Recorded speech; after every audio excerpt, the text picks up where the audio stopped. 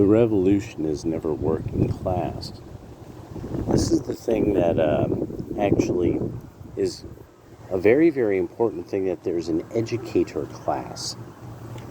Shoe on Head needs to understand this, as well as Nuxenor, because this is a very nasty part of kind of conspiracy theory. And it's not conspiracy. There's a lot of us who we've really had, like, you go from person to person and they'll have an interview with somebody who they know this period of time. So at a certain point, the Jesuit order, this is really around the 1700s. It might even happen earlier than that. But all I know is that a key thing about the whole lore behind the Bavarian Illuminati Lodge is that there was a period of time that there was no Jesuit priests any longer allowed to run these institutions of education in Germany. They in some ways see it because, and so so a key part of this is the fights that have to do and end up, this becomes the marriage of William and Mary. This is a big deal. There's colleges named after all of this. This was key to the founding of the country. Knowing about this is kind of complicated. You could tell you'll be able to tell there's only so much I understand. One of the best books on this, and you'll always see it on any right-wingers, when they're posing in front of or posting in front of their library, or, our library, the way, because I am a right-winger, the Perfectibilists, because that was the first name of the Illuminati Lodge, but it didn't really roll off the tongue. And so it's David Weishaupt, who is a part of a German convert family, so Jewish, but he converted to Christianity, which was another issue of this. So Catholics and Protestants are fighting. There's marriages going on between royal families. Britain is involved in this. A big part of the Protestant movement is becoming these lodges from supposedly Britain and Scotland or something that are showing up, so people understand that very technically Freemasonry, the Blue Lodge rites, what is known of the oldest Scottish traditions is two rites, the first two rites, and then you enter. And that's the Holy Royal Arch of Jerusalem, the Holy Royal Arch of Enoch, the Holy Royal Arch. And because there are things like this that people were saying, no, this exists in religious history of this thing that you hold, and it forms an arch, and it's this thing made for this event, but the key to this is that this would indicate this is something portable, in some way, shape, or form, or something like that. This is a huge part of Freemasons to this day are still arguing about this. The third degree very likely goes to this guy, Desagouliers of France, who built the Paris sewers and helped then advise on, I believe, the London sewers and the stone building of the city of London, I believe, and from what I recall, or some portion of London, which was mostly wood and kept going up in humongous fires every so often. And then it was that he was recruited to help with Washington, D.C., and one of the big deals about this is and this is another very contentious part of this type of lore, that Desagouliers is thrown off the project by then founding father George Washington. So who knows? This is there's always guys from the lodges who are doing this kind of research because those lodge brothers, they love their lodge research. So the thing that's important about this is that you probably are like, who are these people? What are you talking? The lodge? Yes, Freemasons tended to be from a wide variety of walks of life, dependent upon where the lodge system was set up, because there was various types of things like lodges of amity. So it would be that you would be in the same job, or you would have the same interest. But usually, so one of the things about the Illuminati Lodge is that it was uniquely political, uniquely socio-political. This is very important, that they had these ideas that were very, very new to Europe. These were wild ideas. What was that? Where'd that person? Huh. These are wild ideas. I'm not sure if somebody just sort of, I don't know if they were riding behind me and shadowing me. I don't know what that was. Like, I just suddenly heard somebody and they're going in the other direction. I'm like, where did you just come from? Spawned. Who cares? Doesn't matter.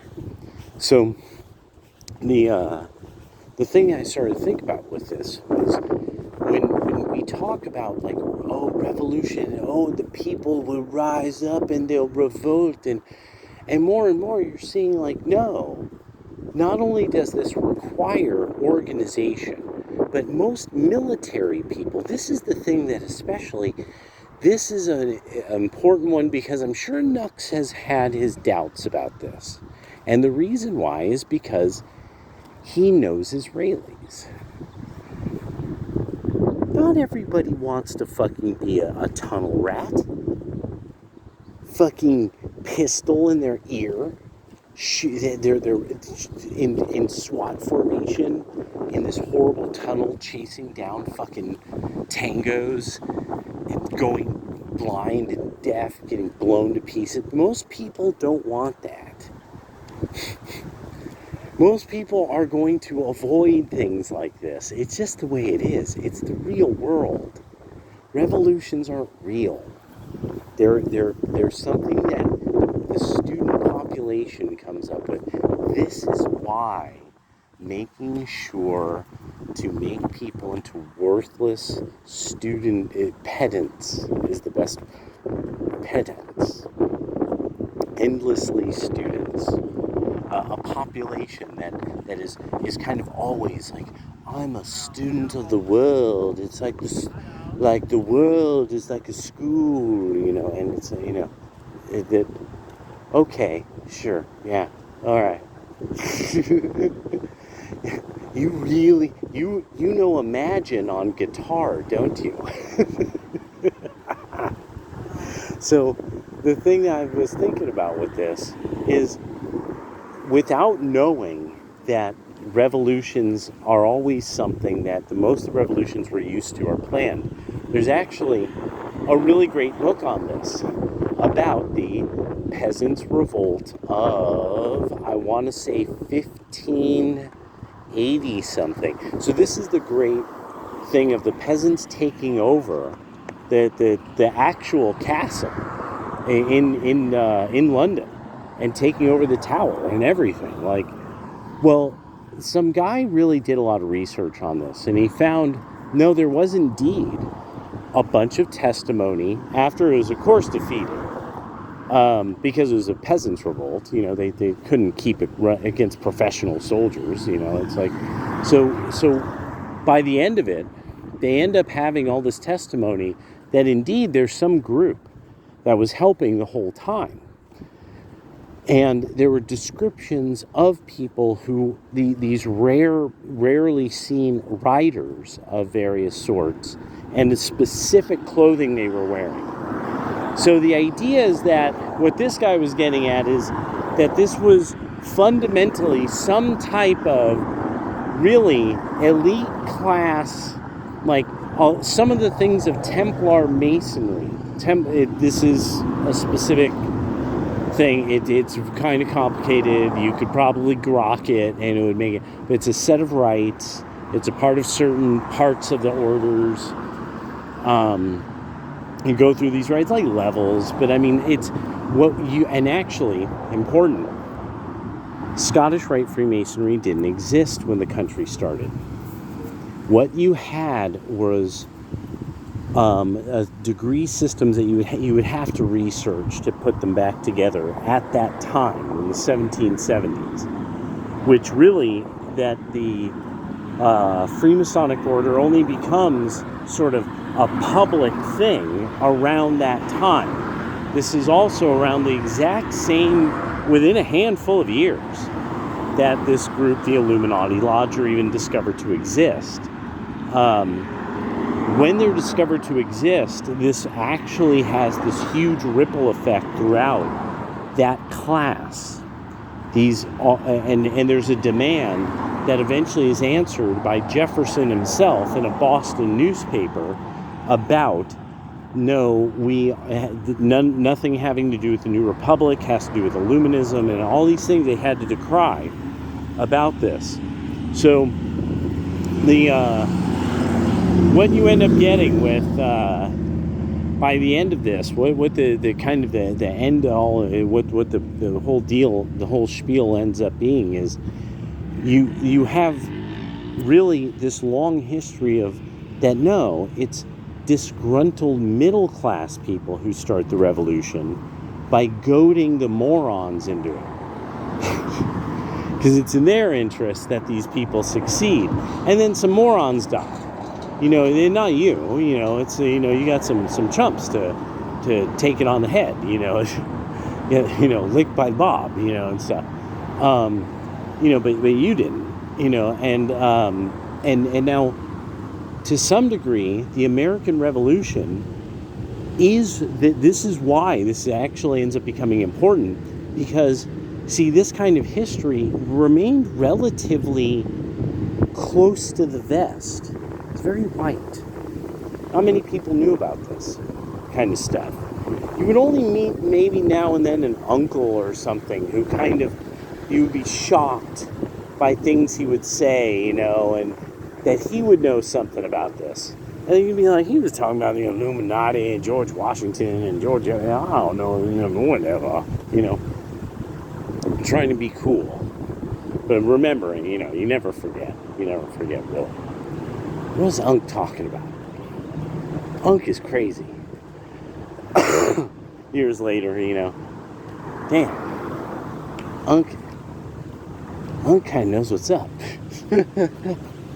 So what you end up getting is that there were these revolutionary clusters, and there was actually this really great speech made by this Freemason who was a libertarian, and he was talking about you wouldn't have the revolt against Spain if not for the Freemasonic lodges throughout the colonies in those countries of middle-class educated people who wanted to get out from under this system. And also a vicious opposition to the fucking Vatican. This is a constant. Anything if you look into Freemasonry enough, you'll find this has something to do with a vicious hatred of the Vatican as well, at some point. And then I suggest if you look into any of this, then at the end of it, you look up the 300-year anniversary of Freemasonry, and you're going to just be sitting there going, why didn't anyone ever show me this before? Is that supposed to be George Washington? Are they singing a song to Queen Elizabeth? Is that a giant eyeball? What is happening here? Why are these people all wearing weird costumes? I'm not even kidding. Now that everything's done, now it's totally normal. It's out in the open, and they're recruiting. It's not the same thing. And actually, they're really kind of having a very, very, very tough time right now. Because at one time, America had what's now referred to as the York Rite, if I remember, and it was also referred to as the American Rite, and that these were the rituals that developed apparently out of what was called York Rite Freemasonry. And the beauty of it is that though that system, to anybody, I think for most people when they look into it, they would be like, this makes sense. Like as kind of a educational thing in kind of religious mysticism kind of, I get this. I get what the idea here would be for a secret society. Like this kind of makes sense.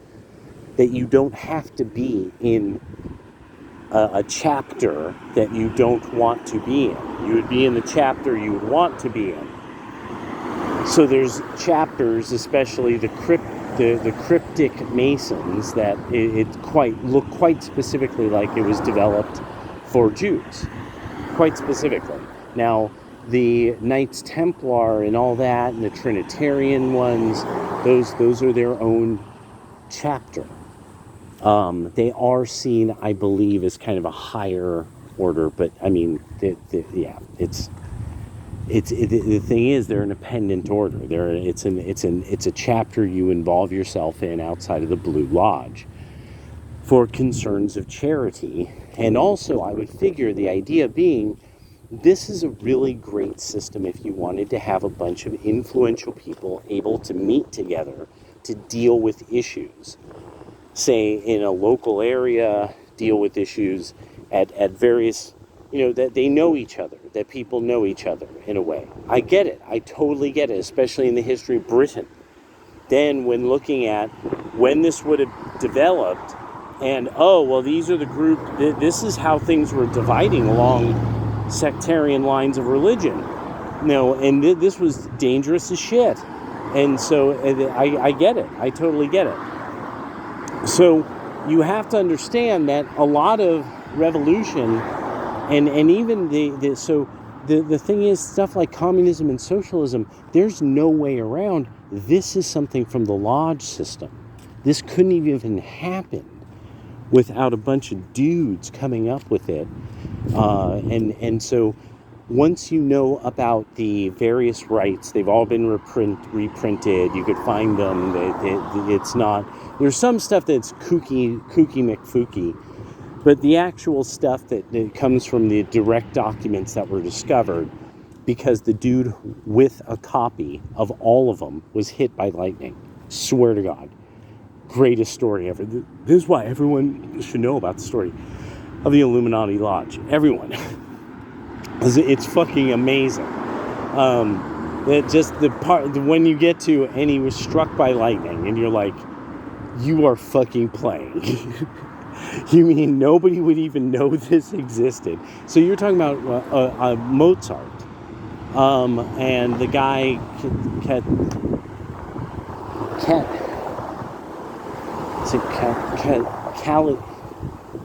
Caligari? Dang it. I can't believe I'm always forgetting homie's name. But in Amadeus, he's pictured as an opponent. No, they were lodge brothers. They were extremely close. They would have been even closer than people understand now. They worked on all of these symphonies really together was the concept. Or they were working on things as a team, because what they were putting together was a giant kind of ode to the alchemical concepts of era recently prior from German, the more out there kind of German mysticism of the Rosicrucians, and their. And the Rosicrucians end up that this is its own interesting thing, where they're the kind of people are the anti-Protestant revolt. So the Protestants are a big part of the revolt against these houses that were Catholic, and they're linked to the Vatican and all of that kind of business. And that affected the United States, that affected the Spanish colonies, that affected the French colonies. with France and its revolution also being extremely anti-Catholic, heavily influenced by these German reading groups that were formed around. Now, these reading lists that were handed out from the Bavarian Illuminati Lodge, because these men were the university instructors. They had been in the lodge. Being a part of the lodge system was very, very normal for a lot of men of renown and money and influence, and so like one of the things is that it wasn't. It might not have been Mozart, but it was definitely his father. His father was from the what was called strict observance lodge system, and I think ended up joining the Bavarian Illuminati. And he was like a high jurist of some sort. And that's what you're getting. These are judges. The judges, people who are running whole departments of universities, things like that. And then Weishaupt, he lives. He doesn't die. He's not punished really for this. He ends up growing old. Like, this was just this thing he did when he was 22, created the Illuminati Lodge, which changes. I mean, like at Italy's revolution is directly linked to the writings of Weishaupt.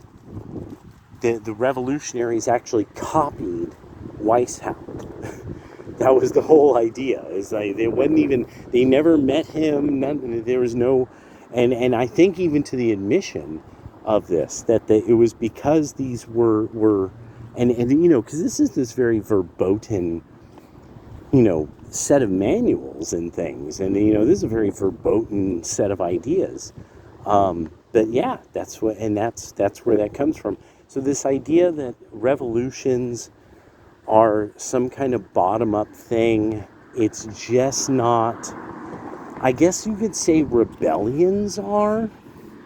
But like this idea that there's really some kind of coherent change of government, things like that, that takes organization that is, normal people aren't like that. This idea that the working class does that, no, they don't. Or else there wouldn't be managers. It's just like that.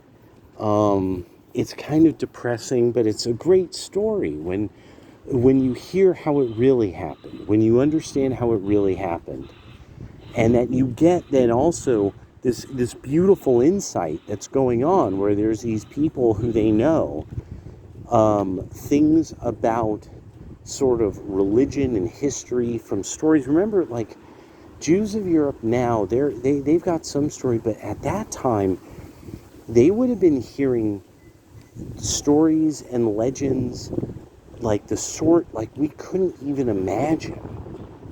Like, because of the world wars, there's this whole sections of that culture that they're just gone.